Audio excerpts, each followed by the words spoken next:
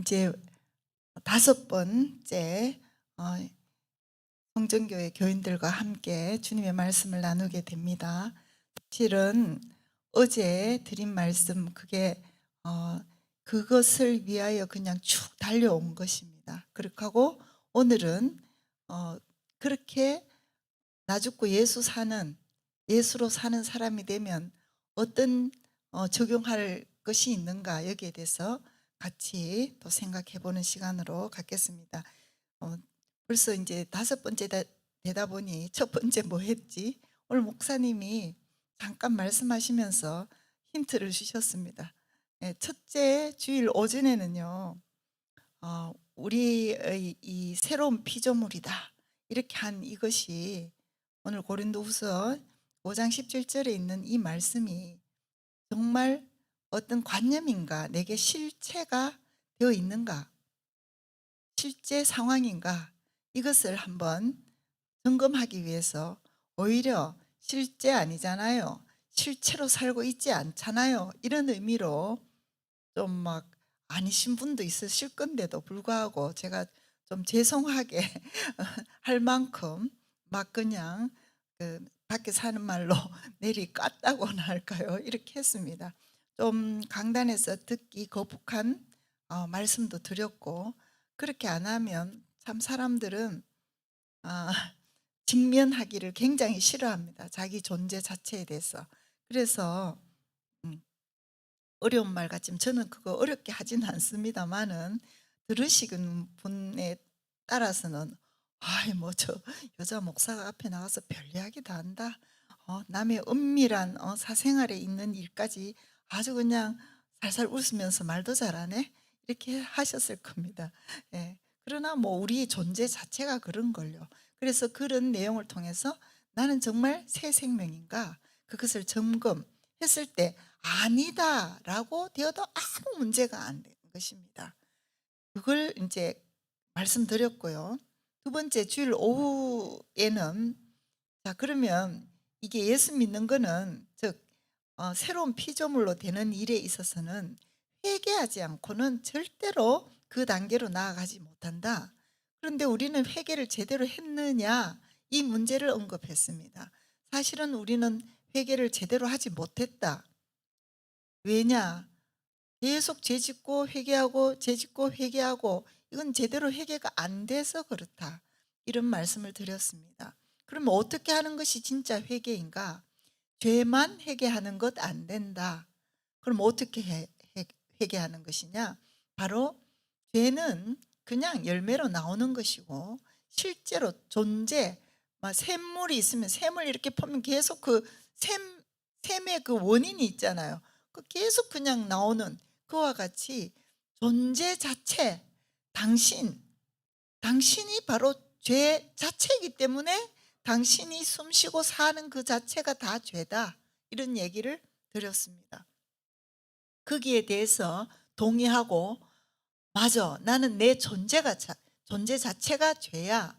그래서 다윗과 같이 내가 모태에서부터 나는 그냥 죄인 그 자체였습니다, 이렇게 고백할 수 있는 자만이 이 뭐 어디 뭐 건질 것 한 구석이 있어야지 그거는 남겨 놓고 죄는 버려야 할 건데, 아니다, 당신 자체가 죄 덩어리다, 이렇게 했기 때문에 이거는 그냥 내버려도 되는 거예요. 어디다 내버리느냐? 십자가에 그냥 주님과 함께 못 박히는 그 자리에 내버릴 수 있다, 이런 말씀을 드렸습니다. 그래서 죄만 자꾸 이거 잘못했습니다, 저거 잘못, 그래서 죄인이 아니고 당신 자체가 죄인이기 때문에 거기서 돌이켜야 한다. 그런데 월요일 세 번째는 이런 말씀 드렸습니다. 근데 왜 못 돌이키느냐? 왜 못하느냐? 사실은 자기가 하나님 되고 싶어서 그렇다. 왜 못 믿느냐? 자, 자기가 하나님 하고 싶기 때문에 절대로 그 하나님 자리에서 내려오기 싫어서, 그래서 못 믿고 있다. 전부 다 자기가 자기 인생의 주인 하고 싶어서 그렇다, 이런 말씀을 드렸고요. 어제 네 번째, 이제 바로 제가 이 핵심적으로 복음을 가져 쭉 이끌어온 핵심이 바로 이것입니다. 단 아무것도 못 들으셨다 하더라도 어제 한 번 들으셨으면 그것이 어쩌면 결론입니다. 앞뒤 뭐 다 하고 할 것도 없이 오늘 또 그 이야기가 나오겠지만 어제 구체적으로 말씀드렸습니다.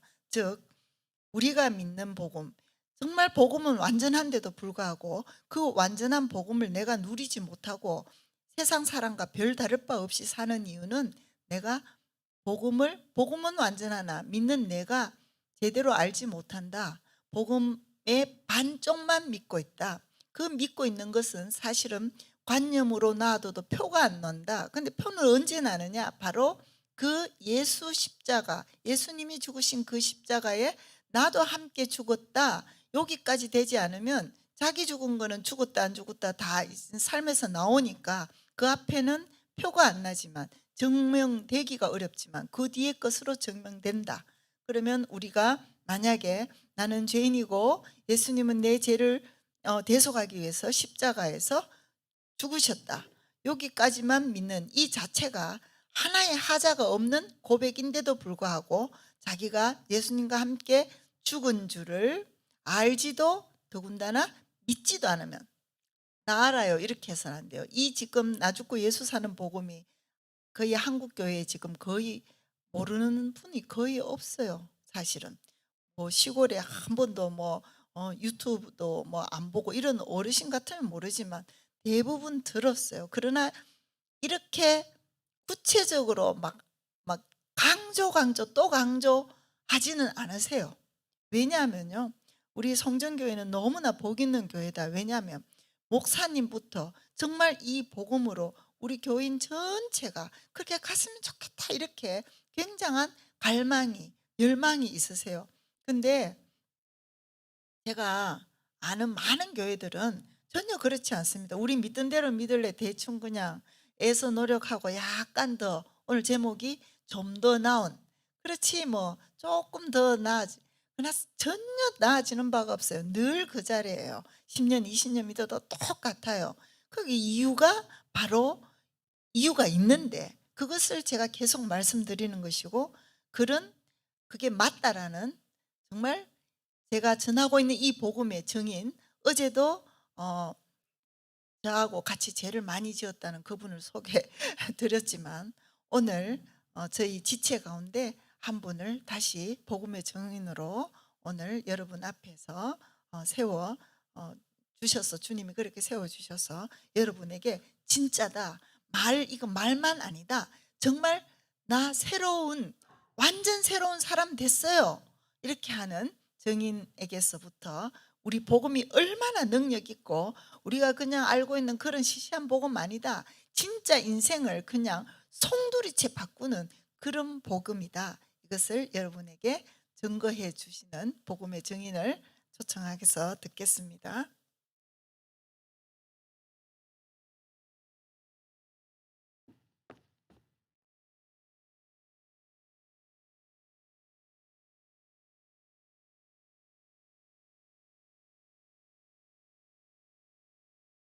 저는 남매 중 막내로 자랐으며 하나님,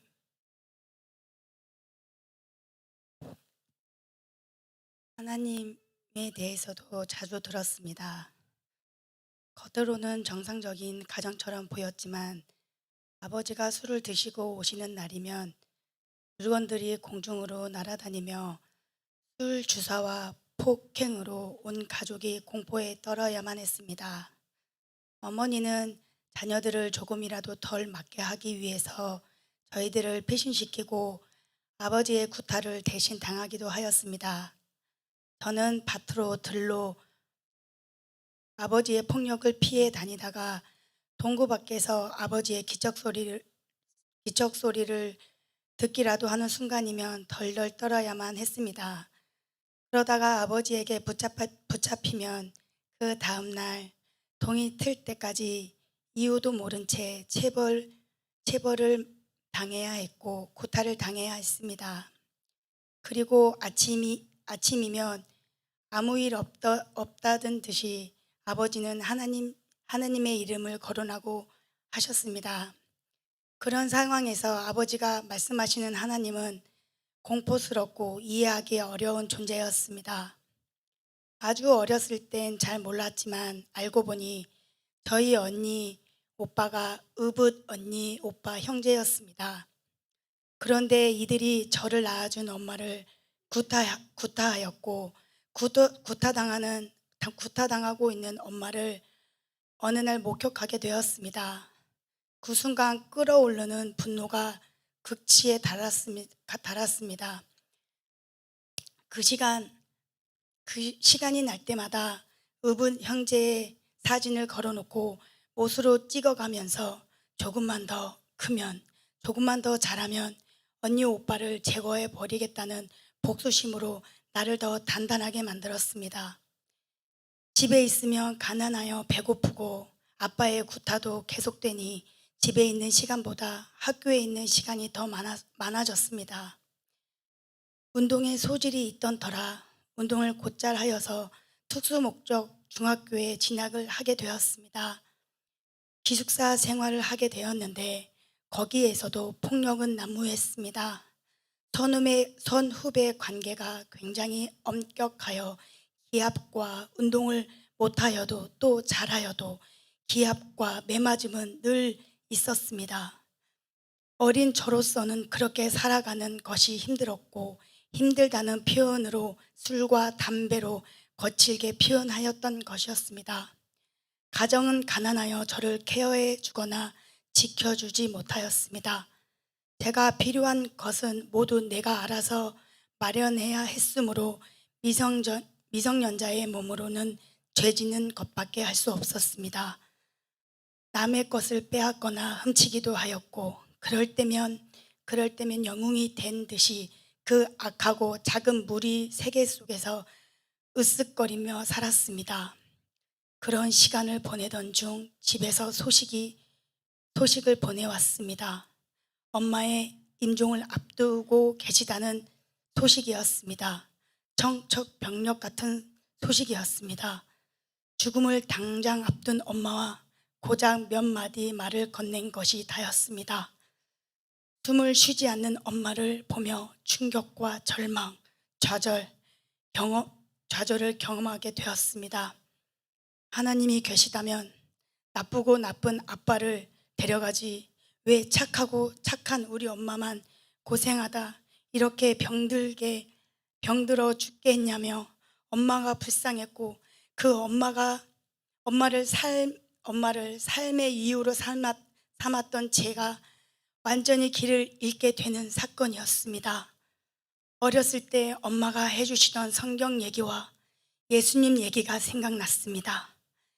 일반적 간증을 그 어려운 시기에 하나님을 찾아야 하는데 저는 거꾸로 하나님을 원망하기 시작했고 그때부터 예수님 믿었던 엄마가 말했던 정반대로 살기 시작했습니다. 세상에 대한 원망과 불평과 분노와 복수, 정확히 누구에게 무엇을 하고 있는지 자신도 모르며 행동을 하게 되었습니다.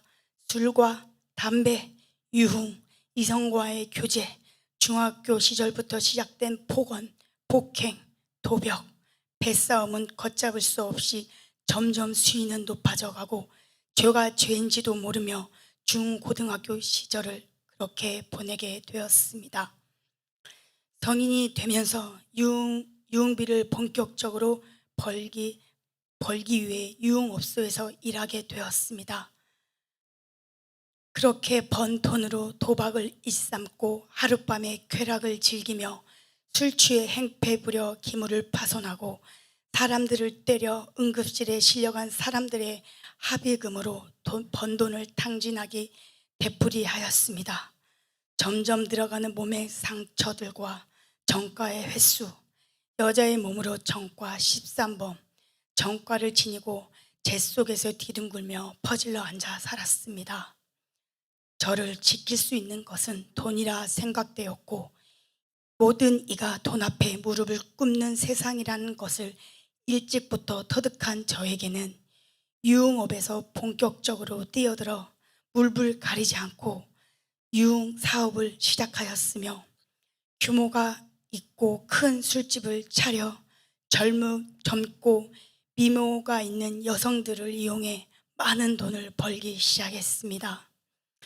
그런데 그쪽에서 성공하면 성공할수록 허무하고 공허하고 채워지지 않는 외로움으로 사람 때문에 울고 사람 때문에 웃는 사람의 노예가 되어가고 있었습니다. 그러던 중 지금의 신랑을 만나게 되었고 술집 사업을 그만뒀으면 좋겠다는 그 사람의 말에 엄청나게 돈을 가져다 주는 술집 사업을 단 한 번에 접게 되었습니다. 그러나 결혼을 한 후에도 저의 알코올 중독은 끊어지지 않았습니다. 눈을 떠보면 피투성이가 되어 응급실 아니면 유치장, 그러기를 무한 반복. 결혼을 했기에 보호자가 바뀌어 있었고 사건의 해결, 합의 모두 신랑의 몫이었습니다. 더 이상은 감당할 수 없다며 자살을 시도했던 신랑. 그런 시간을 계속되던 중 전도에 열정이 있는 한 목사님을 만나게 되었습니다. 그 목사님의 끝없는 전도 끝에 교회를 가게 되었습니다. 주님을 만나는 기적을 체험했습니다. 죄인인 저를 위해 이 땅에 오셔서 저 대신 십자가를 지신 예수님에 대한 구원의 감격으로 모든 삶은 완전히 송두리째 바뀌게 되었습니다. 일단 술이 자연스럽게 끊어지게 되었으며 싸움을 하지 않았고 모든 예배 시간이 기다려지게 되었습니다. 예수님이 너무 좋았고 무엇이든지 해드리고 싶었습니다. 저를 위해 십자가에서 죽어주셨는데 무엇을 못해드리겠나 싶어 열심히 봉사, 헌신하며 신앙생활을 해왔습니다. 그러길 4년 후쯤 아는 지인을 만나 식사 자리를 하게 되었습니다. 그러던 중 끊었던 술을 다시 마시게 되던 것이었습니다. 걷잡을 수 없게 마시는 것이었습니다. 그러다 죄성들이 하나둘 드러나기 시작하는 것이었습니다. 예수님 믿고 교회 다니면 이런 모습이 안 나올 줄 알았고 끊어진 줄 알았습니다. 그런데 전혀 변화되질 않았고 단지 하고 싶었던 것을 참고 있었던 사람처럼 미친 듯이 추락하는 저 자신을 보았지만 멈출 수 없이 죄를 짓고 있었습니다. 참았던 만큼 그날 밤 술은 그 전에 저를 다 잊게 할 만큼 많은 양의 엄청난 술을 먹었습니다. 다시 갈 때까지 가는 막장을 보이던 저는 그래, 송추미는 솔잎을 먹고 살아야지. 너무 착하게 살았다. 정말 신은 없나? 내가 변한 것 아니잖아. 성경의 인물들은 성경의 인물이니까 되는 건가? 나는 안 되는 건가? 사도 베드로는 그냥 성경의 인물이니까 현대의 나는 안 되는 건가? 그냥 최선으로 살다가 가는 거지 누가 그렇게 성경처럼 살아? 나는 열심히 최선으로 살면서 죄 좀 뿌리치면서 그렇게 사는 거지 누가 그렇게 살 수 있어? 그렇게는 못 사는구나. 그냥 조금 거룩거룩 하는 건가? 그렇게 되는 자신을 합리화하며 성경을 내 맘대로 해석하다가 또 하나님을 찾기도 하며 답을 또 찾고 반복하다 딜레마에 빠졌습니다.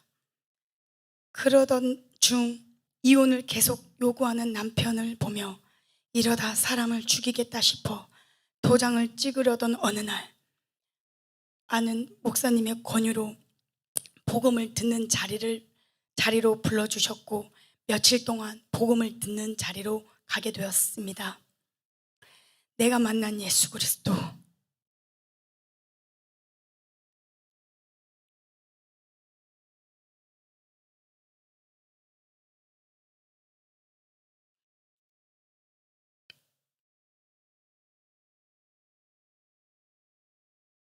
예수 그리스도 너무 놀라웠습니다.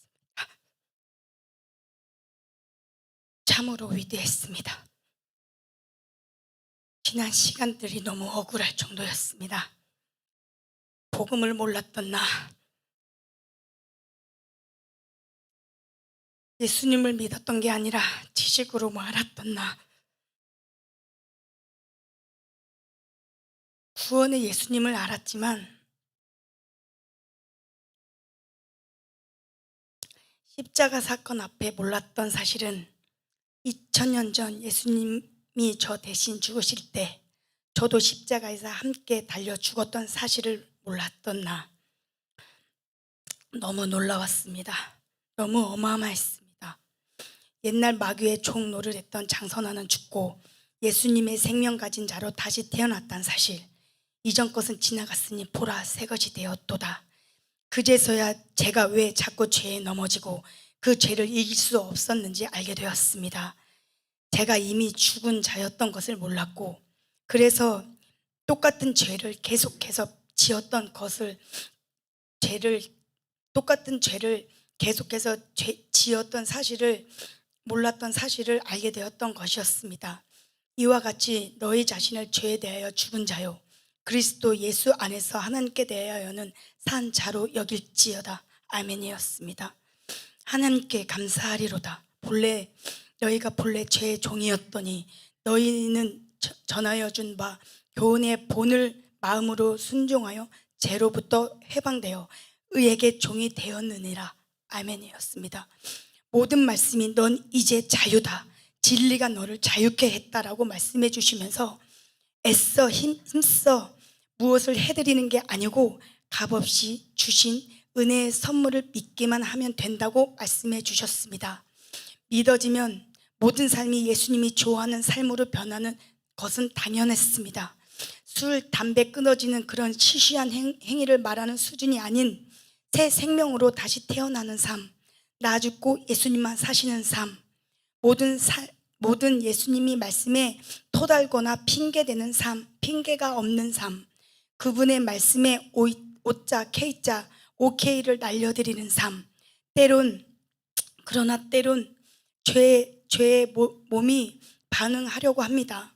그리고 혹 사단의 속임에 옛 습관이 불쑥 나와서 예수님이 내 마음에 내주하고 계시니까 찔림이 오고 하나님 앞에 너 그렇게 하면 되니? 안 되니? 하시니까 예 그래요, 그럼 안 되죠. 결론이 그렇게 나오는데 오래 걸리진 않습니다. 나는 이미 십자가에서 처리되었기에, 죽었기에 자존심? 죽은 자에겐 그런 것 없습니다. 그러면 먼저 사과가 되고 먼저 죄송하다 그러고 심지어 다른 지체가 잘못에 대해서도 대신 사과가 먼저 나오고, 몸을 씻은 자는 손 씻는 것들이 깨끗해지고 쉬워집니다. 그리고 어느 지체가 어떤 지체에게 무슨 말을 하고 싶을 때는 사랑이 없으면 그 자리에서 바로 스톱합니다. 하나님이 못하게 하십니다. 사랑 없이 말을 할 때에는 제 자신의 의가 들어설 때는 또 주님이 스톱하게 하십니다. 하나님의 사랑과 긍휼이 없을 때는 뭐든지 스톱하게 하십니다. 하나님이 사랑과 긍휼을 부어주실 때만 얘기합니다. 사랑이 없고 긍휼이 없을 때는 나의 의로 할 때는 당연히 결론이 좋지 않게 나오더라고요. 그렇게 지금은 주님 앞에 묻고 주님이 대답해 주시면, 주님 대답 안 하시면 아무것도 안 합니다. 아무것도 안 해도 저의 삶엔 아무 일도 일어나지 않고 아무 탈이 나지 않습니다. 저는 무슨 일을 결정할 때도 주님에게 물었는데 주님이 대답 안 해주시면 아무 일도 안 합니다. 아무 일도 일어나지 않습니다. 저에겐 언제나 주님이 저와 교제해 주시고 사귀고 나와 교제하고 주님을 누리는 존재라고 말씀해 주십니다. 주님과 계속 깨워주시고 알려주시고 계십니다. 아 그렇지, 나는 예수 생명이지 하면서 저는 예배자로 하루하루를 서고 있습니다. 지체들과 직장에서, 가정에서 매 순간 주님이 보고 계시기 때문에 남편을 대할 때, 우리 지체들을 대할 때, 우리 환우들을 대할 때 주님이 십자가를 통과해서 그들을 보게 되면 주님이 사랑하는 마음 때문에 이제 죄짓기가 어려워졌습니다.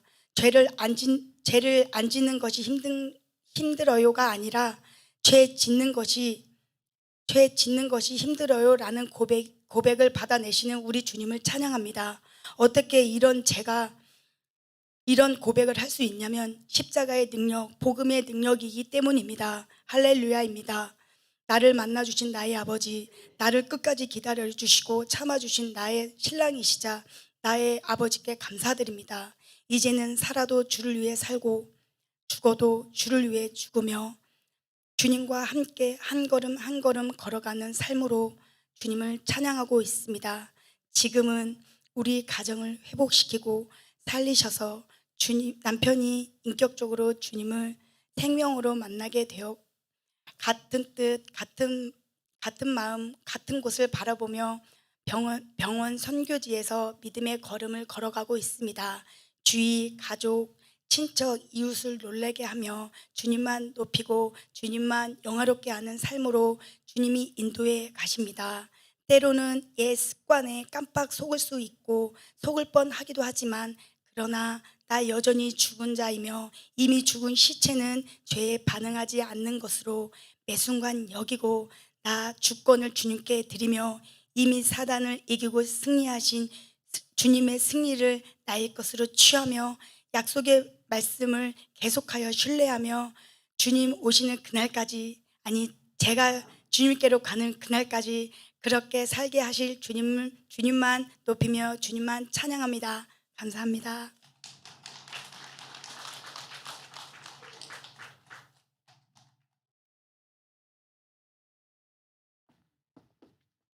감사합니다. 예, 저분의 남편은 그냥 여기에 살짝 자살을 시도했다 뭐 이렇게 나오기도 하셨는데요. 예, 어, 저분의 남편이 이제 병원에서 같이 근무하시잖아요. 아, 이게 죽은 자의 모습인가 하는 그런 케이스가 하나 있었어요. 그 입원 환자 중에 굉장히 환자는 여러 뭐 아픈데 뭐 사람 성격 가려가면 아픈 것 아니잖아요. 굉장히 까다로우신 분도 있고 수월 이렇게 하신 분도 있잖아요. 이제 그 환자분이 굉장히 까다로웠어요. 그 말은 다른 직원들도 많이 좀 괴롭혔다 이런 얘기입니다. 그런데 이제 처치실로 내려오셔 갖고 아마 제가 직접 본 얘기가 아니어서 이제 뭐 그분의 얘기는 뭐 다 잘 알지만 그분의 정확한 부위는 모르겠어요. 어쨌든 다리 전체를 어떻게 좀 감았는 것 같아요. 그 이제 반깁스인가 이런 걸 이제 쭉 감았는데 이분이 나와 이렇게 한번 이렇게 뒤집어보더니만 아 불편하다는 거예요. 그래서 이제 새로 또 다 풀고 또 새로 했더니만 또 이렇게 해서 또 이렇게 해보더니 또 불편 또 새로 이걸 한 몇 번 했는데 정말 죽은 자의 그래서 이렇게 하니까 그 옆에 있는 일하시던 다른 직원이 벌컥 화를 낸 거죠. 아니 아픈 사람이 그렇게 디디면 당연히 아프지 그거 갖고 계속 새로 하라 하느냐고. 그런데 이 아까 감아주던 저분의 남편이 나 10번이라도 감으라 했으면 감았는데 이렇게 얘기하는 거예요.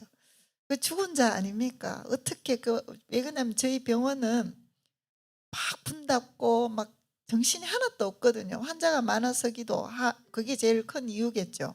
뭐 그런데 뭐 거기서 계속 그냥 이렇게 해내라 이렇게 해내라 이렇게 할 수 없는 거예요. 뒤에 계속 줄이 서 있는데 자기만 나만 봐주세요 이렇게 하면 이제 가르치려고 들면 당신 저 다른 사람 보이지 않느냐 뭐 이런 식으로 나와야 되는데 그냥 죽은 자가 하는 죽은 자의 그 삶이 그대로 드러나는 그런 것을 실제로 저희 이제 병원 공동체 안에서 또 주님의 성전보죠.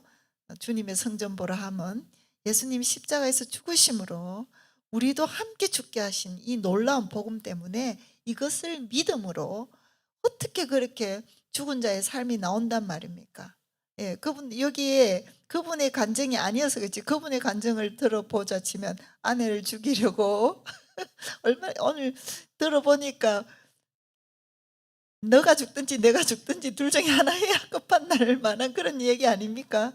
정말 이 점잖게 읽으니까 그렇지 그게 실제 삶에서 그 악다구니 하는 걸 봤다 그러면 어떤 삶이었겠습니까? 그런데 그 남편이 정말 아내를 죽이려고 계획을 할 정도로 이런 남편이 뭐 지금 환자가 그렇게 말도 안 되는 걸 계속 요구해도 하는 정말 죽은 자이어야만 나올 수 있는 그런 삶을 살고 있단 말입니다. 어찌 이 복음이 누구 몇 사람의 성경에 나온 인물이나 아니면 이 몇 사람의 전유물이겠습니까? 그럴 수 없지 않겠습니까?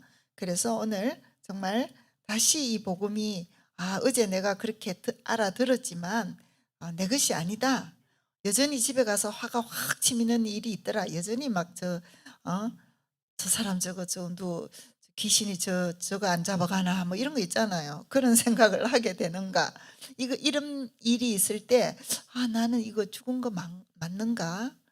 죽은 것은 실제로 사실이나 믿지 않는 것입니다. 그래서 나 안 믿네. 우리가 믿는 거 안 믿는 거 이걸 탁 따지면요. 믿으면 천국이요. 안 믿으면 지옥. 이러면 이건 상당히 심각한 문제인데 계속 난 죽어야지. 에그 죽어야지. 그때 죽지 못하고 또 성질을 냈다. 그런 거 없단 말입니다. 그 정도 죽지 못하고 성질을 냈다. 요 정도 갖고 이렇게 우리가 닷새나 지금 5번이나 이렇게 말씀 앞에 앉아 있어야 된단 말입니까?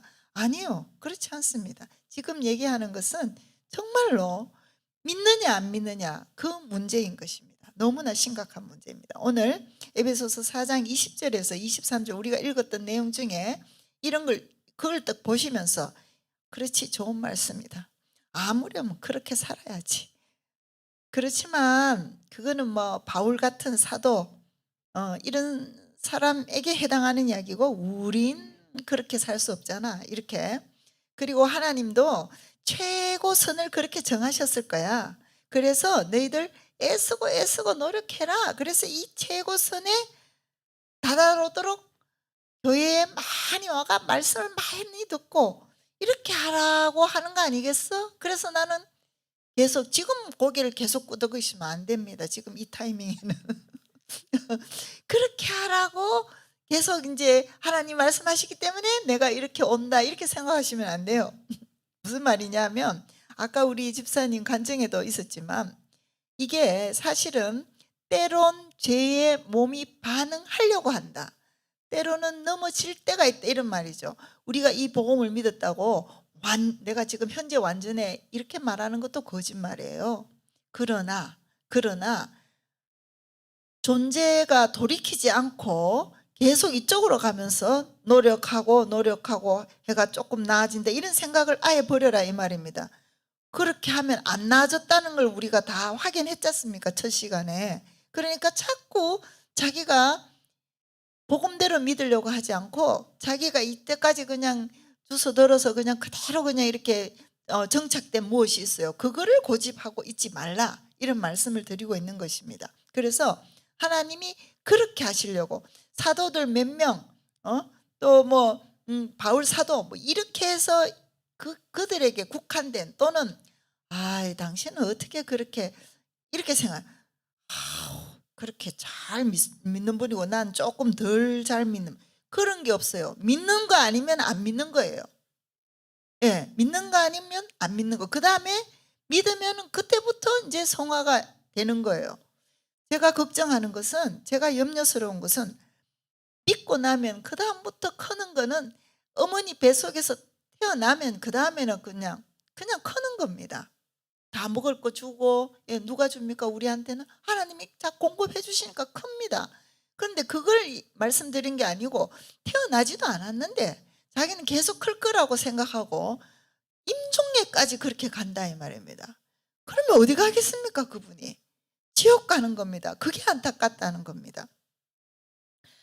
복음은 누구 특정 성경에 등장하는 몇몇 사람들을 위한 것이 아닙니다.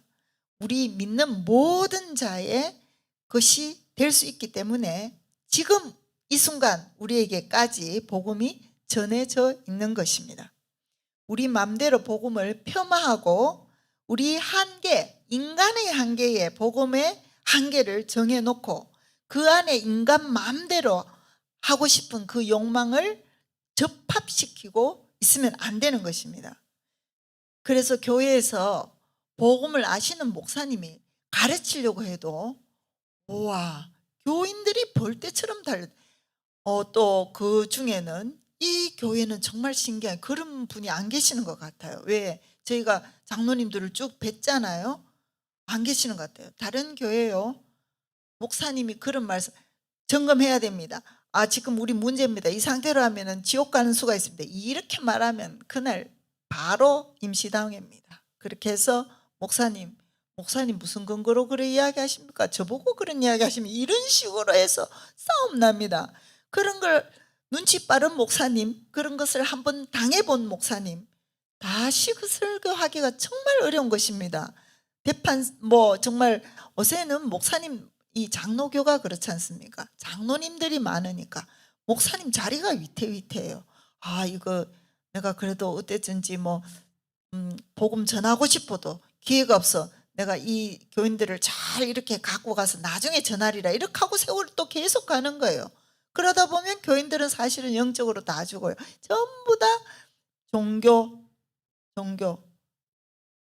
행위로 그냥 잘 왜 내 이름이 빠졌느냐, 뭡니까, 이 헌금 명단에 왜 빠졌느냐, 막 무섭습니다. 얼마나 교회 안에서도 자아의 삶을 사냐면요, 심지어는 팔을 주방에 기증을 해도 이름을 써라는 겁니다.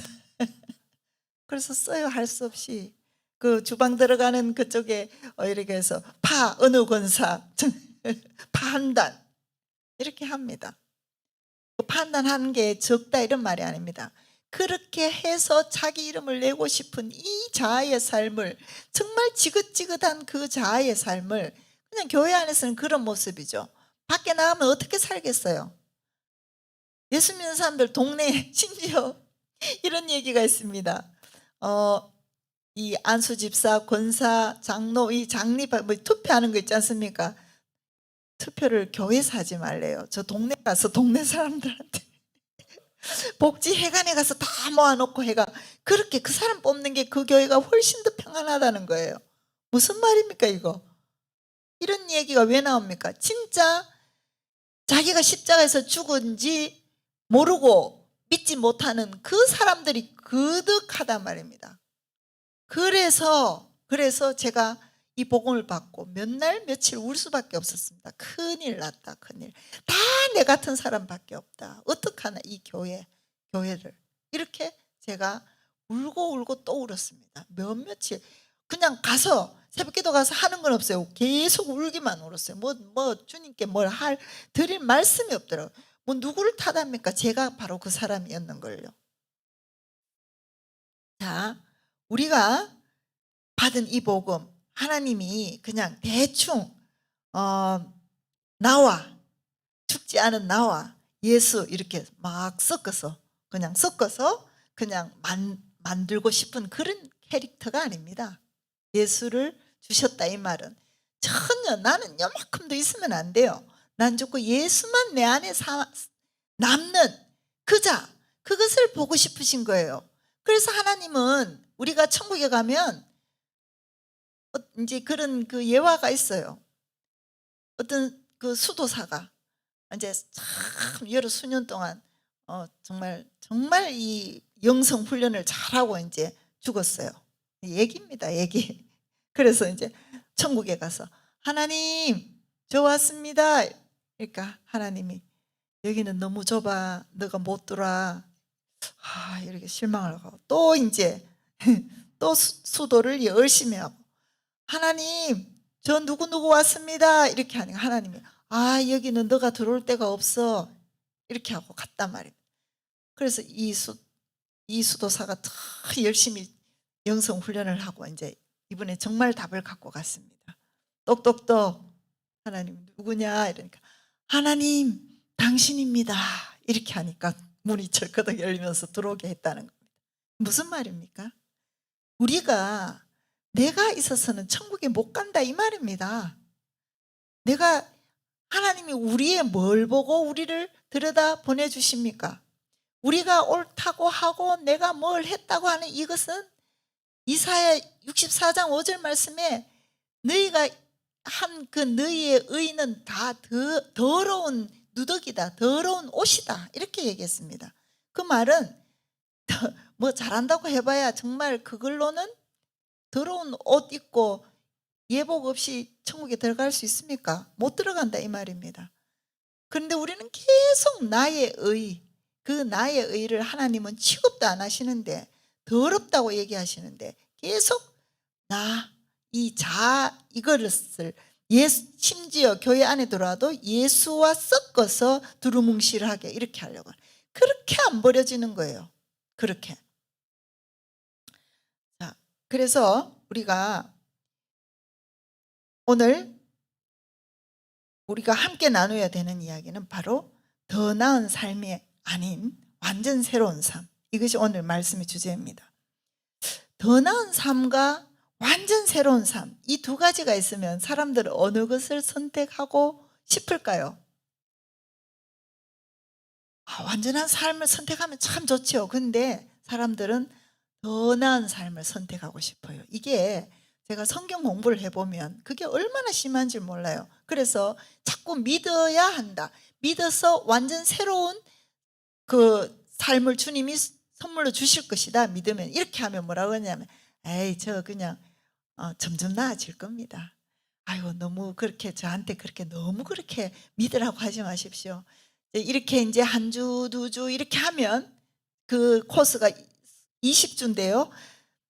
이 5주, 10주 이렇게 하면 점점 나아질 겁니다. 이렇게 하는 거예요. 그리고 심지어 그것을 어떻게 정해요? 담배 두가 피우다가 새같이 피우잖아요. 얼마나 많이 나아졌습니까? 이렇게 하는 거예요. 저는 뭐라고 이야기 드리겠습니까? 두가 피우나 새같이 피우나 똑같습니다. 이렇게 이야기합니다. 제 열매가 많으나 적으나 똑같다니까요. 그 이야기 말씀드리고 있는 겁니다. 사람들은 왜 이렇게 확 바뀌는 걸 싫어하냐, 완전히 새로운 그런 사람 되는 걸 싫어하냐, 사실은 좀 두려움이 있어요. 왜냐, 우와 그렇게 하다가는 완전 광신도 되는 거 아니야? 이런 생각. 완전히 나 여기서 조금 나아져서 그렇게 갈 거야. 요렇게 요걸 선택하고 싶지 완전 뒤집어졌다, 그 사람 훌러덩 뒤집어졌다, 이런 거를 두려워하는 겁니다. 광신도 되는 거 아니야? 이렇게 생각하고 예수 믿어도 그 누구 홀라당 뒤집어져서 그건 보기 안 좋던데? 예수 믿어도 세련되고 균형 있게 그렇게 믿어야지. 세상 사람이 봐도 그 사람 좀 멋있어, 예수는 믿지만 멋있어, 이렇게 말해 주는 거, 그게 괜찮아 보이는 거지. 완전히 새롭게 되고 이렇게 되면 어쩌면 오히려 세상 사람들이 싫어할 거야, 전도문이 막힐 거야, 이런 식으로 생각하는 겁니다. 아주 지당해 보이는 말씀 같죠? 그러나 예수 믿는 것은 애시당초 균형하고는 거리가 멉니다. 균형을 잃은 것입니다. 여러분은 지금 뭘 눈에 떡이 생깁니까? 돈이 생깁니까? 왜 이래 월화수 이렇게 오십니까? 균형 잃은 거 아닙니까? 여러분들은 세상 사람은 뭐라고 그러는지 압니까? 그냥 좋게 말할 때는 아이고 그 권사, 아이고 그 참 교회 열심히더라, 이렇게 하는데 속으로 어떤 생각이신 줄 압니까? 그 사람 완전 균형 잃었어, 이런 겁니다. 예수 믿는 것 균형 없습니다. 그런데 여러분, 세상 모든 사람들이 사실은 균형을 잃고 살아간다는 거 알고 계십니까?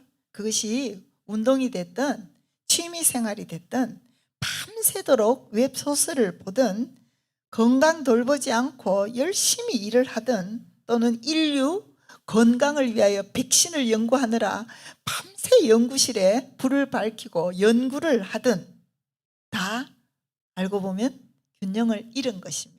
그렇죠? 연애할 때 한번 기억해 보시겠습니까? 일주일은 며칠이죠?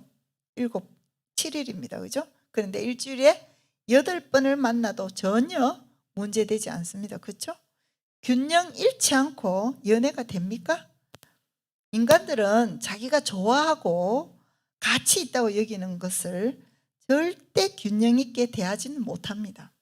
이것을 우리는 균형 잃었다 이렇게 표현 안 하고 열정이 있다 또는 사랑한다, 그 일을 사랑한다, 그 일에 열정이 있다. 이렇게 말하곤 합니다. 사실은 하나님도 우리에 대해서 균형을 이루셨습니다. 이것을 하나님의 사랑, 하나님의 열정이라고 말합니다. 하나님은 피조물 인간으로부터 배신당했지만 그 배신감을 하나님의 사랑이 마침내 이겨내셨습니다. 그래서 아들을 인간의 모습으로 보내셨습니다. 균형을 엄청 이루신 것 아닙니까? 침뱉음 당하시고 채찍 맞으시고 벌거벗기시고, 여러분 그림에는 뭐라도 하나 걸쳤죠? 아니요, 실제로는 빨가벗기셨습니다. 우리가 당할 수치 예수님 하나님의 아들이 다 당했습니다. 온갖 조롱 속에서 독생자 아들을 죄인으로 내몰았습니다. 구약에 보면은 나무는 나무에 달리는 것은 저주받은 것이라 했습니다. 예수님이 뭐 때문에요? 하나님의 저주를 받습니까? 이유는 하나님이 우리를 향해서 이미 그 사랑이 균형을 잃었습니다. 그분의 사랑이 도저히 멈추지 못하는 것입니다. 하나님은 언제부터 그렇게 하셨냐? 그분의 형상대로 우리를 만드실 때부터 그랬습니다. 그분의 생기를 우리에게 나눠주실 그때부터 그분은 균형을 잃었습니다. 이제 그분의 생기를 나눠주셨던 그때처럼 다시 한번 아들의 생명을 우리에게 나눠주시려고 우리에게 이렇게 복음을 들려주시는 것입니다. 이 생명, 예수 생명을 여러분 받으시겠습니까? 아멘입니다. 아멘이죠. 무슨 변명으로 거절하시겠습니까? 그럴 수 없습니다. 이제 그분을 다시 마음 아프게 해드릴 수 없겠습니다. 또 다시 배신할 수 없겠습니다. 더 나은 삶, 고치고 개선된 삶, 세상의 인본주의도 그렇게 외치고 있습니다. 강연 한번 들어보십시오. 인본주의 강연 유익이 있습니다. 서점에 한번 달려가 보십시오. 그 많은 책들 우리에게 더 나은 삶을 권유하고 있습니다. 개선된 삶, 유익이 있다니까요. 밖에 세상의 책을 읽어도 좀 나아질 수 있습니다. 그런데 성경은 그런 책이 아닙니다. 왜 우리가 성경을 그런 책 취급하십니까? 그럴 수 없겠습니다. 성경은요, 생명을 그냥 더 낫게 체인지하려는 거 아닙니다. 체인지하려고 하는 것 아닙니다. 성경은 체인지가 아니고 익스체인지란 말입니다. 완전히 바꾸는 것이란 말입니다. 그냥 더 나은 거, 그거 하려고 우리를 부르신 거, 그분의 아들을 주신 것 아니란 말입니다. 여기서 우리가 분명히 알아야 된다. 그렇게 하고 여러분 믿으시면 지옥 가십니다. 왜요? 세상의 책들도 그 정도는 다 하잖아요. 그 정도 다 하는 거 증명되지 않습니까? 우리가 그냥 그렇게 믿어갖고 뭐가 그렇게 세상 사람들보다 더 나아졌습니까? 아직도 조금 믿어가 모르겠습니까? 5년 10년 그렇게 한번 믿어보십시오. 더 나아지는 것도 없습니다. 사실 세상 사람들하고 똑같습니다. 완전 새로운 삶을 주시려는 책이 바로 성경책인데 우리가 잘못 알고 잘못 믿는 것입니다. 저는 완전한 새로운 삶을 살게 됐습니다. 죽은 사람이 무슨 자존심이 있습니까? 아까 집사님도 이야기했지 않습니까? 죽은 사람 자존심 없습니다. 저를 아무리 욕해도, 심지어 제가 책을 냈을 때 가까이 지내는 어느 집사님이 개나 소나 다 내는 그 책을 냈다고 이렇게 말한다고 또 옆에서 저에게 전해주시는 겁니다. 그러나 저는 전혀 그 말 하신 그 집사님이 안 미워요. 이 무슨 이런 기적이 있습니까? 무슨 기적밖에 없다. 이렇게 되려면 죽은 자에게 일어나는, 정말 죽은 자에게 나타날 수밖에 없는 그것입니다. 바로 전도를 해보면 압니다. 갑자기 그전에는 사모님 하다가 전도를 하면 막 저를 함부로 대합니다. 그러나 어떤 분은 전도하면서 싸우시는 분이 있어요. 자기가 전도하는 이 내용을 받지 않는다고 해서. 왜 싸웁니까? 왜 싸우세요? 나올 수 없습니다. 왜냐? 내가 전하는 내가 예수 생명이거든요. 예수님이 정말 그 가르치시고 예수님처럼 배신당한 분이 어디 있습니까? 그 많은 무리를 먹이시고 그 많은 환자를 자신의 몸이 지치고 피곤하도록 그렇게 고쳐주셔도 그들로부터 배신당했습니다. 그래서 예수님이 그들을 미워했습니까? 아니요. 십자가에서 저들의 죄를 용서해달라고, 저들은 뭘 짓는지 모른다고 이렇게 하지 않았습니까? 그 곧바로 순교 나오는 스데반의 또 이야기 아닙니까? 스데반의 이야기뿐이겠습니까? 그게 우리의 이야기입니다. 바로 예수 생명으로 된 자, 예수와 함께 십자가에 죽은 자, 그 자의 삶의 이야기입니다. 여러분, 교회 안에서 무슨 다툼이 있습니까? 왜 무슨 파가 있고 개파가 있습니까? 그게 다 죽지 않은 자로 그래서 예수 한번 믿어보겠다고. 아니요, 믿어보겠다고 하면서 절대 믿지 않습니다. 믿지 못하는 사람. 왜? 자기가 하나님 되고 싶어서 안 믿어요. 자기가 왕 되고 싶고 하나님 되고 싶으니까 지금 그 자기 왕권에 조금이라도 뭔가 태클 들어오는 그 사람이 용서가 안 되는 겁니다. 그래서 험담하고 욕하고 밉고 이렇게 되는 겁니다. 서운한 것 다 없어집니다. 언짢은 것 없습니다. 모든 사람들은요, 자기 위치에 대한 정체성이 있어요. 위치에 대한. 우리 목사님 같으면 목사님 정체성, 그 다음에 우리 장로님, 선임 장로님 같으면 장로의 정체성이 있습니다. 댁에 가시면 다 아빠의 정체성, 엄마의 정체성이 있습니다. 학교의 교사들은 교사의 정체성이 있어요. 그래서 학생이 선생님 보고 눈 똑바로 뜨고 이렇게 하면 임자 쓰게, 어디 선생님한테 눈을 똑바로 뜨고 이렇게 되는 거죠. 아니면 어디 엄마한테, 어디 아버지한테, 예, 또 목사님은 어디 성도가 정말 목회자한테 뭐 이런 게 있고, 장로님들 또 선임 장로가 되면 저 이제 금방 장로 된 장로가 말이지, 뭐 이런 것들이 다 생깁니다. 이게 정말 복음 안에서 나도 죽은 십자가 안에서 이런 게 안 생겨요. 그러니까 언뜻 보면 바보 같잖아요. 본래는 일본 말입니까? 개아리 먹고 이렇게 오면 당장 이렇게 한번 손 봐줘야 되고 짓 눌러줘야 되고 한번 그 위치의 정체성으로 한번 갈겨줘야 되는데 그런 걸 할 이유가 없어. 바보가 됐으니까. 우리 살아있으니 바보라 하지만 결국은 더 파고 들어가면 뭐 어째 됐으니까? 죽었으니까 얼마나 좋은지 모릅니다. 악다구니하고 부부싸움하면서 살아봤던 제가 죽었으니까 이 죽은 것 때문에 완전히 가정이 다른 가정이 됐다고요. 그래서 제가 서로가 다른 남자 다른 여자와 사는 듯하다 이런. 예, 남편은요 안동근 싶어서 제가 시집 오니까 저희 어머님은 저쪽에, 아버님은 저쪽에, 뭐 여기도 이제 연세가 들면 자연적 그렇게 합니다. 그죠? 그런데 저는 결혼했으니까 이제 이렇게 그 한복 딱 입고 당연히 남편하고 같이 앉는 줄 알고 남편을 쫄래쫄래 따라가니까 앉으라고 하더니만 자기는 저 멀리 가서 앉는 거예요.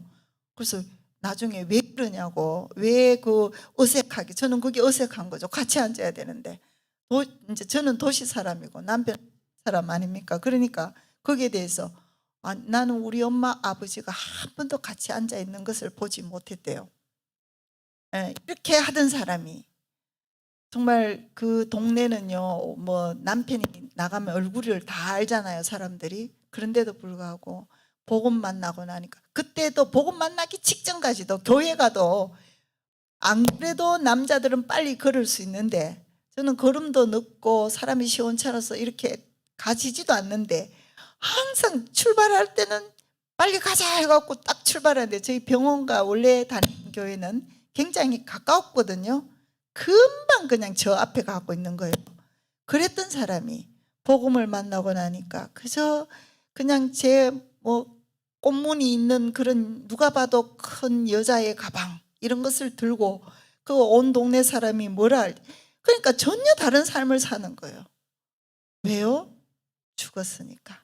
사람들이 뭐라 하고 자기 평판, 자기 어떤 그런 것보다 아내가 좀 더 편해지는 게 더 기쁨이 되는 그런 사람으로 된 것입니다. 좋지 않습니까? 아, 그래, 아내 되는 사람, 야, 그 복음 좋다. 남편은, 아니, 그렇게 말이야? 아, 난 별로 안 하고 싶어? 그렇게 생각하십니까? 전혀 그렇지 않습니다. 왜냐고요? 제가 복음을 가장 먼저 했던 것은 바로 남편에게 사죄하는 것이었습니다. 제가 살면서 가장 정말 탁 끄집어내고 싶은 구절, 첫째 구절이 바로 남편에게 순종하라. 그래서 남편에게 너무 순종하기 싫은데 정말 십자가에서 죽으니까 원래 자존심 때 싸움이지 않습니까? 그러니까 전혀 관계없는 거예요. 그래서 남편에게 제 잘못을 다 이야기하고, 나는 정말 그동안 나쁜 여자였고 나쁜 아내였다. 이제 당신에게 순종하겠다. 나는 순종할 자세가 준비가 되어 있으니 그냥 이야기하십시오. 남편이 너무 어색한 거예요. 제가 먼저 이제 은혜를 받았으니까 이 여자가 왜 이러나 이거 뭐. 예. 그래서 그와 같이 이제 정말 남편도, 제가 이제 남편과 성경 공부를 하면 남편이 우리 집에 그 여자가 좀 이 이야기를 들어야 되는데 이렇게 하고, 또 아내분들과 하면 아내가 내만 뭐 진짜 손해 보는 것 같다. 우리 집에 그 남자가 이걸 들어야 되는데 이렇게 하는 거죠. 자, 그런데 정말 이 예수 생명으로 여러분들은 정말 옷을 입어야 되는 것입니다. 바로 이건 무슨 말이냐? 예수 생명을 이제 사는 어떤 그 적용을 한번 이야기해야 드리겠습니다. 그러면 아주 구체적으로 뭐 부부는 하도 많이 들어갖고 아시겠죠. 그러나 도대체 우리가 이제 옷을 입고 오잖아요. 옷을 입고 그럼 예수 생명을 옷 입는 거는 뭐냐? 예수 생명으로 옷 입는 거, 나를 통해 예수님이 드러나야 된다는 거죠. 내 옷 입음을 통해서. 이런 이야기입니다. 그러니까 내 각선미를 드러내고 이런 옷이 기준이 아니에요. 내가 이 옷을 입음으로써 나를 보는 사람이 예수의 향기를 맡을 수 있겠는가, 이 기준입니다. 그렇게 생각해 보는 적이 없죠. 그죠? 그거 예수 믿는 거는 예수 믿는 기고 나는 내대로 옷은 택한다. 전혀 그럴 수 없습니다. 제가 말씀드리는 것은 우리의 삶의 전 영역에서 예수님 생명이 나타나야 된다. 이 이야기를 말씀드리고 있는 것입니다. 내 몸매 날씬한 거 드러내면 됩니까? 그렇지 않습니다. 그렇게 하라고 옷을 입고 그렇게 하라고 내 몸매를 주님이 허락하신 것이 아닙니다.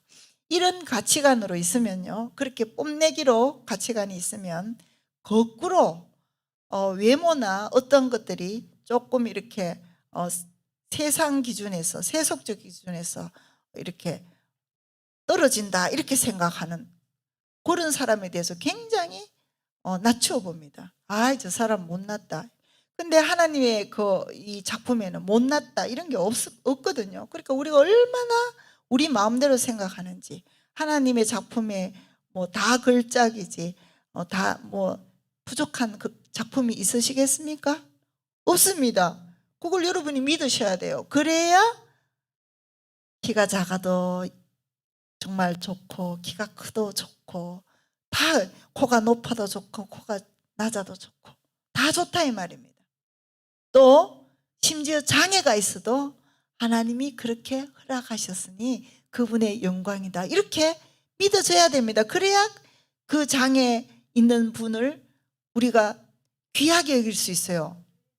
이 장애우에 대한 이 귀하게 여김 이런 게 어디서 왔겠습니까? 성경에서 왔습니다.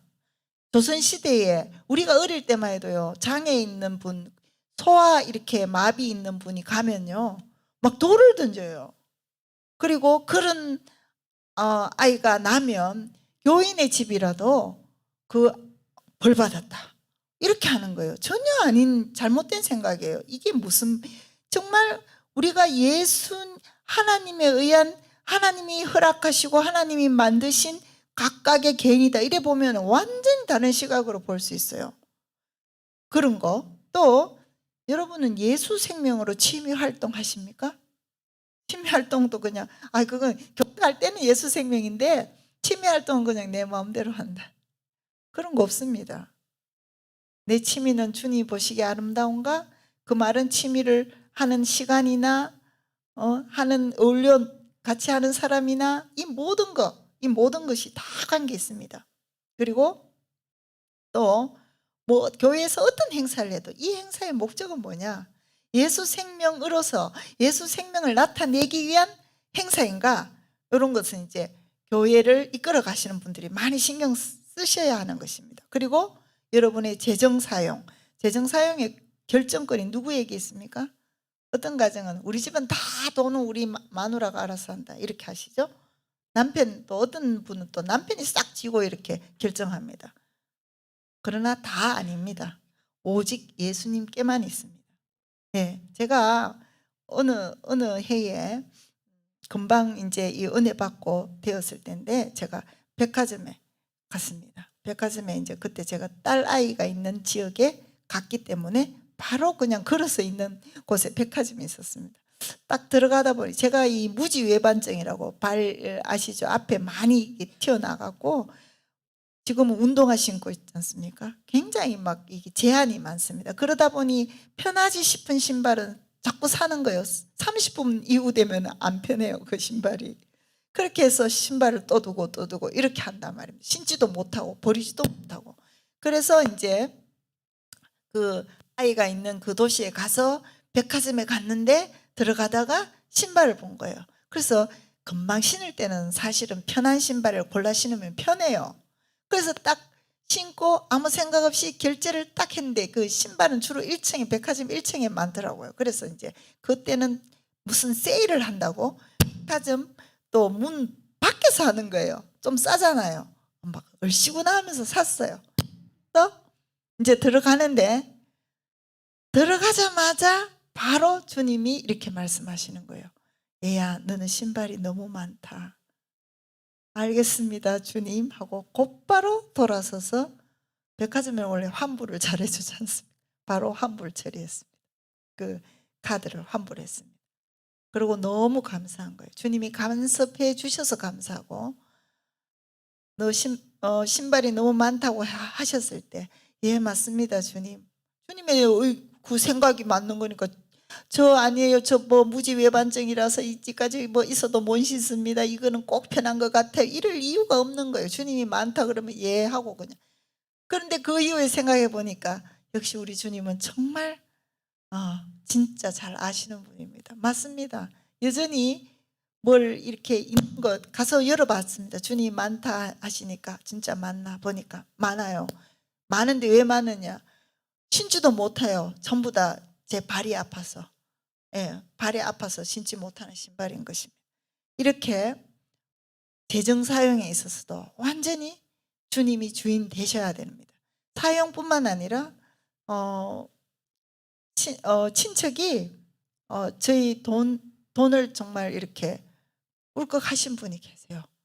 그래도 이 재정에 있어서 내가 그 재정의 주인이 아니니까 그 사람이 하나도 안 미운 거예요. 돈을 뭐 몇 억 되는 돈을 그렇게 했는데도 참 신기하지 않습니까? 여러분 누가 여러분 돈을 뭐 한 10만 원 빌려도 하고는 안 주면 어떻게 됩니까? 밉잖아요. 맨날 보는데 전혀 생각도 안 뭐 잊어버린 듯이 전혀 그런 일이 없었다는 듯이 이렇게 하면 말하기도 그렇고 뭐 이런 그런 게 있을 수 있잖아요. 돈 액수가 10만 원 정도 되면 말을 할 수 있겠습니다. 근데 애매모호한 그런 돈 액수가 있어요. 말하기도 그렇고 안 하기도 그렇고 그럴 때 얼마나 힘듭니까? 그러나 그 많은 돈에 대해서 그분이 그렇게 해도 예, 현금으로 다 이렇게 보냈는데 예, 전혀 그냥 그 돈으로 다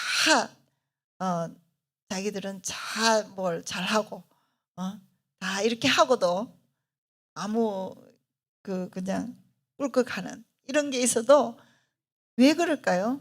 돈이 제 돈 아닐 뿐더러 그분에게 정말 조금이라도 예수 생명으로서 옳지 않은 태도 때문에 그에게서 우리를 볼 때 그가 저 예수 믿는 거 맞아, 이렇게 되는, 정말 복음을 전할 수 없다, 그렇게 되면 이거는 뭐 말이 안 되는 거잖아요. 복음 전할 항상 기준입니다. 나는 복음을 전할 수 있겠는가, 이렇게 하고 곧바로 돌아서 갖고 예수 믿어야 됩니다, 이 말 할 수 있겠는가. 그 기준으로 돈도 쓰고 돈도 주기도 하고, 그렇게 돈을 또 받아야 된 이유도 그런 것 때문에 받았고, 뭐 이런 것입니다. 재정의 주인, 가정생활 주도권, 다 이것 때문에 싸우는데, 사실은 아내도 남편도 가정의 주인이 아닙니다. 아닙니다. 누가 주인이냐? 예수님이 주인이시죠? 그래서 우리가 제일 어려운 것이 남편에게 순종하라, 이게 안 되고, 남편에게 이제 자꾸 이제 순종만 아내에게 이야기하면 남편들이 이제 할 게 없는 줄 아실까봐 제가 말씀드리겠습니다. 남편은 아내를 잘 아시잖아요. 예수님이 교회를 사랑하듯이 예수님은 교회 삼기 위해서 목숨을 주셨어요.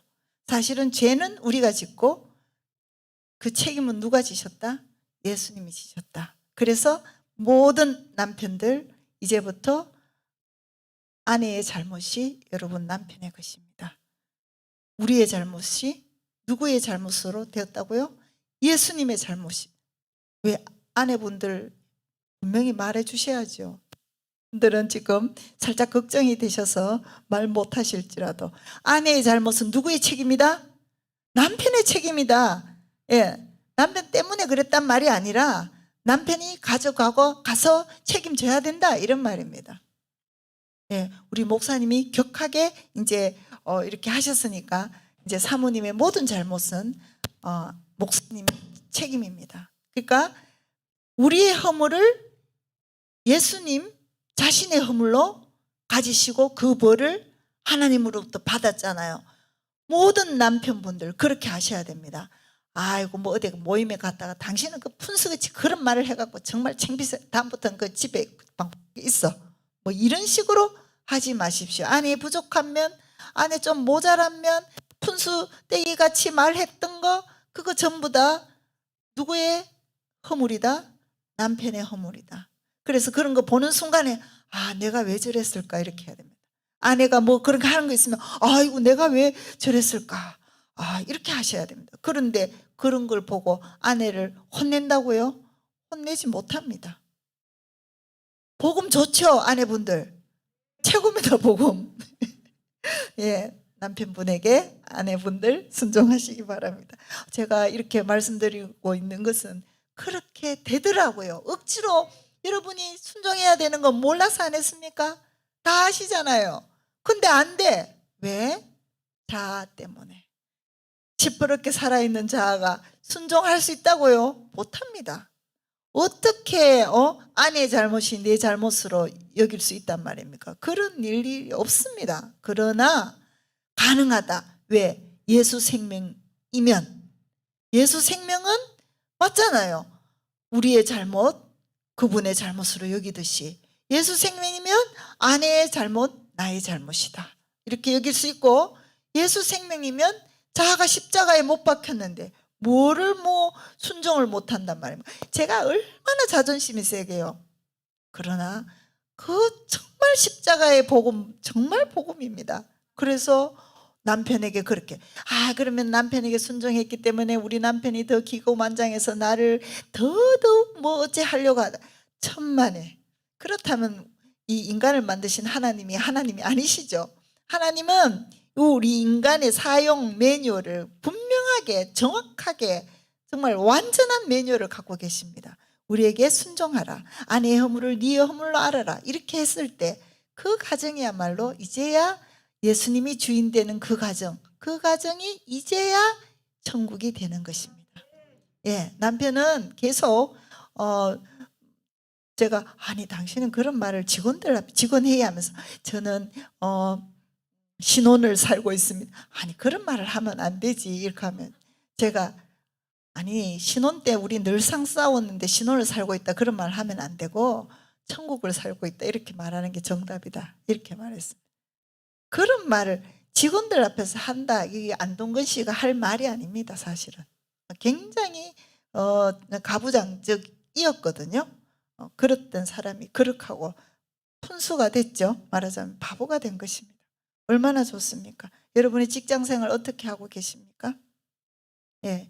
여러분의 정치의식은 어떠세요? 예수 생명으로 보고 있습니까? 시간 사용? 여러분의 친구는요?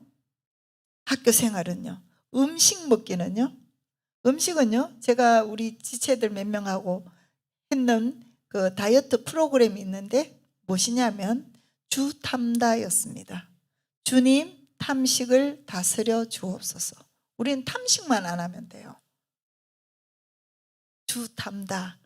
뭐가 내가 주님이 허락하신, 주님이 원하시는 식사 외에 먹는 거, 그것 때문에 그냥 살이 벅벅 찌는 거예요. 그래서 주탐다 이렇게 하면 그냥 싹 그냥 다 그냥 모든 그 이렇게 먹고 싶었던 그것이 그냥 끊어지는 것입니다.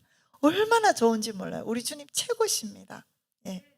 이성교제는 어떻게 하십니까? 이성교제 우리 젊은이들 이 영역은 뭐 제외되는 부분인 줄 알아요. 전혀 그렇지 않습니다. 이성교제도 예수 생명으로 하는 그 공식이라면 공식이 있어요. 이것을 까맣게 잊어버리고 세상에서 이것만은 아주 치외복권인 줄 알고 세상의 것을 가져와서 그렇게 도입해서 이성교제 하시는 분들 많습니다. 시간이 이거는 너무 걸리는 것이어서 패스하겠습니다. 이 모든 내용이 이래야 된다. 언뜻 우리가 에베소서 읽어보면 이래야 된다 저래야 된다 이렇게 말씀하시는 것 같죠? 전혀 그런 말씀 아닙니다. 왜냐하면요, 하나님이 내가 거룩하니 너희도 거룩해라 이렇게 하신 말씀이 불가능한 걸 하나님이 그렇게 말씀하셨습니까? 우리는 다 우리 생각에서 그건 불가능하다, 그냥 그렇게 노력해라 이런 뜻이겠지, 다 이렇게 생각합니다. 그래서 하는 말이 있습니다. 마음은 원이로되 육신이 약하여. 정말 하나님이 이거 성경에 그거 잘못 써뒀다, 내가 그걸 정말 뺐어야 하는데 이렇게 하시고 후회하실 판입니다. 전혀 하나님은 그런 뜻으로 오늘 에베소서도 주시지 않았습니다.